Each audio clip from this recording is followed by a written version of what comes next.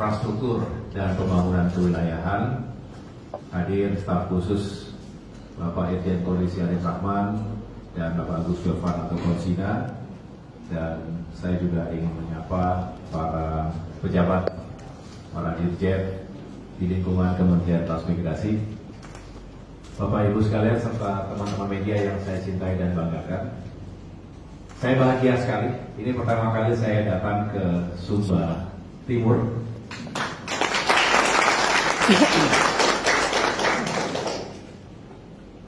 Sebetulnya sudah sejak lama ingin datang, tapi baru sekarang bisa hadir secara langsung. Sayangnya belum bisa bermalam, mohon maaf, tapi kapan-kapan kita cari waktu yang lebih longgar.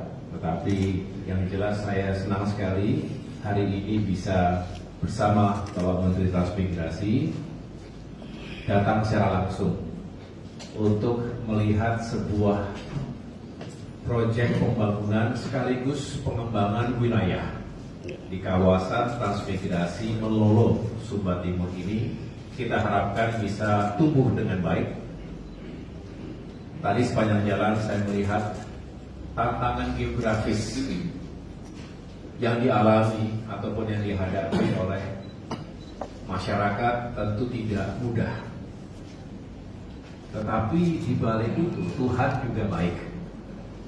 Karena ada peluang, ada potensi yang luar biasa ketika kita semua gigih, sabar, berikhtiar, berupaya untuk mencari solusi yang terbaik, termasuk dengan teknologi, dengan inovasi, dengan capital, dengan keberanian.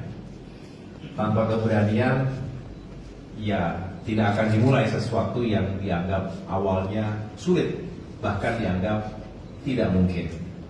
Jadi Muria Semua Manis telah hadir tentunya sebagai salah satu elemen penting, karena bicara pertumbuhan ekonomi, pemerintah tidak mungkin sendirian. Berbicara membuka lapangan pekerjaan, pemerintah tidak bisa sendirian. Pemerintah pusat maupun daerah punya kepentingan untuk merangkul semua stakeholders, semua elemen, terutama dunia usaha. Kita yakini itu.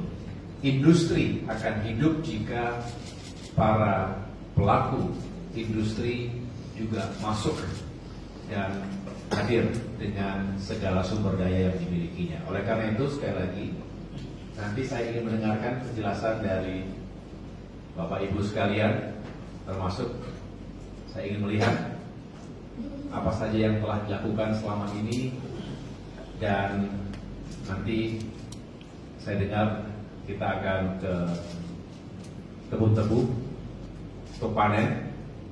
Yang jelas tadi saya mendapatkan informasi singkat bahwa yang sedang dilakukan saat ini merupakan upaya mengintegrasikan antara industri dengan transmigrasi.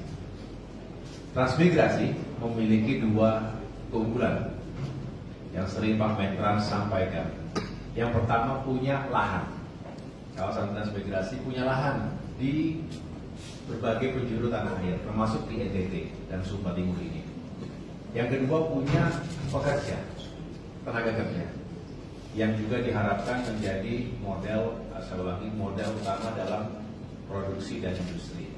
Nah, sedangkan dunia industri hadir dengan modal, capital, dengan teknologi, dan juga sebagai off-taker dari hasil yang bisa dihadirkan bersama di lokasi transmigrasi ini. Bertemulah ini.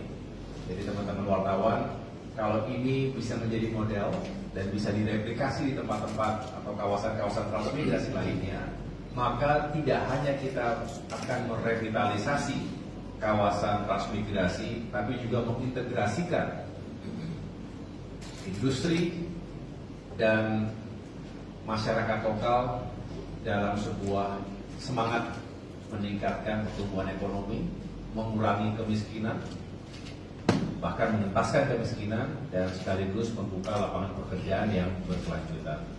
Salah satu PR terbesar adalah tentu bagaimana kita mengurangi kemiskinan, termasuk kemiskinan yang ekstrim. Ketimpangan juga bisa kita atasi dengan membuka lapangan pekerjaan yang baik untuk masyarakat kita. Jadi Bapak Ibu sekalian, gula adalah salah satu byproduct dari tebu. Sampai dengan hari ini rasanya kebutuhan gula masih tinggi. Belum ada substitusi yang sangat berarti untuk menggantikan peran gula dalam kehidupan kita sehari-hari. Produksi diperlukan untuk kebutuhan dalam negeri dan bahkan kita bisa menyasar pasar ekspor.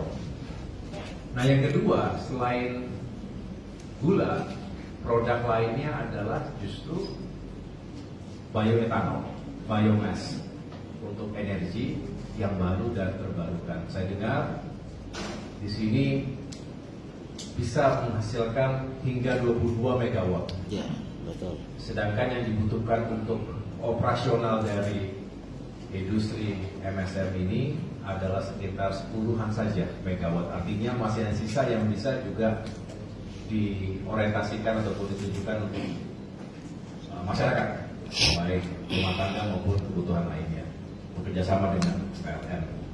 Nah, di samping itu yang saya ketahui juga tadi sambil makan saya mendengarkan bahwa kapasitasnya sebetulnya sudah dipersiapkan hingga 12.000 ton canes per day, TCD. Per hari ini baru sekitar 6.000. Jadi masih ada potensi pengembangan sampai dengan 2 kali lipat. Artinya ini masih banyak yang bisa kita lakukan.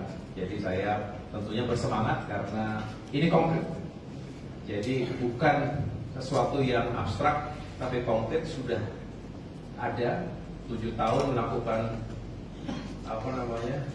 ya, pendalaman pengembangan kawasan baru 2020 berapa? 2 ya operasional, dan sampai dengan hari ini menurut saya patut kita support. Dan dari sisi Kementerian Koordinator Bidang Infrastruktur tentu juga ada kaitan bagaimana infrastruktur dasarnya bisa mensupport agar ini semakin maju dan berkembang.